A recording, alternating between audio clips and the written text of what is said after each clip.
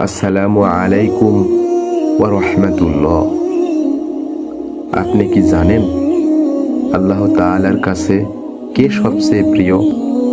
না, সেটা শুধুমাত্র ইবাদত করা মানুষ নয়, বরং সেই মানুষই আল্লাহর সবচেয়ে প্রিয় যে অন্যের উপকারে আসে, মানুষের কষ্টে পাশে দাঁড়ায়, সাহায্যের হাত বাড়িয়ে দেয়। রাসূলুল্লাহ সাল্লাল্লাহু আলাইহি ওয়াসাল্লাম বলেছেন, আল্লাহর কাছে সবচেয়ে প্রিয় ব্যক্তি সেই যে অন্যের উপকারে আসে।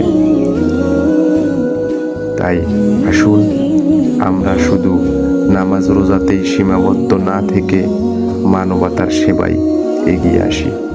মানুষের পাশে দাঁড়ানোই ঈমানের সৌন্দর্য।